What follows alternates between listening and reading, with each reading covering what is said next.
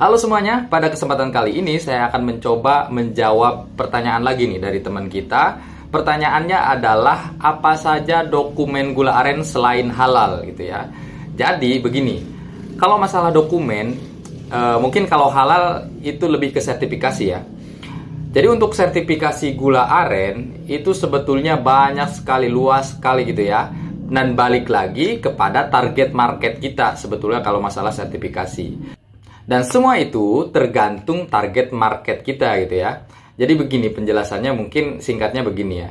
Kalau misalkan kita mau jualan gula arennya di lingkup pasar tradisional di tempat kita saja, mungkin tidak perlu sertifikasi juga sudah cukup gitu ya. Atau ke pasar-pasar tradisional yang ada di kota-kota kecil, mungkin tidak perlu sertifikasi, halal pun tidak masalah gitu ya.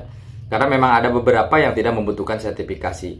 Tetapi kalau kita mau merambah ke pasar yang lebih luas, misalkan seperti retail modern gitu ya, atau supermarket, otomatis kita harus sudah mulai memiliki sertifikasi, mungkin seperti halal yang lingkupnya nasional ya, atau seperti BPOM yang standarnya sama ya, nasional juga gitu ya, atau organik SNI gitu ya, untuk merambah pasar yang lebih spesifik, misalkan untuk orang-orang yang peduli terhadap kesehatan.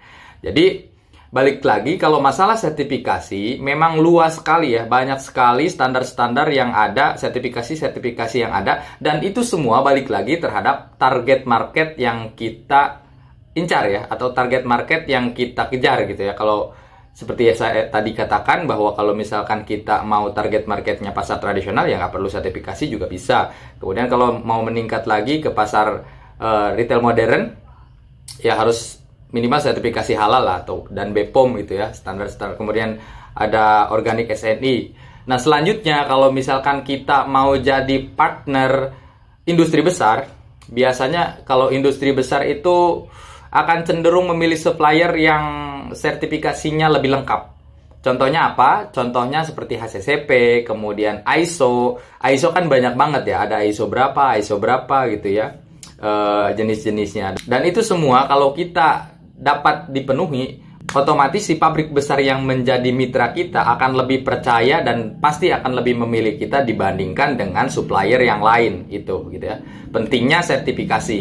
Jadi pentingnya sertifikasi ya itu tadi gitu. Kita bisa memperluas target market, kemudian kita bisa lebih dipercaya sama pembeli.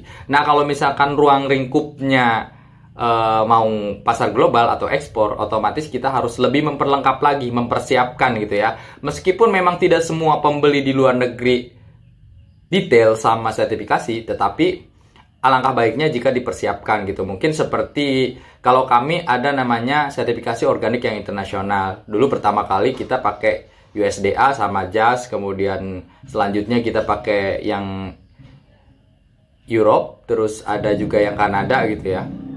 Setiap tahun beda-beda karena kita target marketnya beda-beda gitu ya.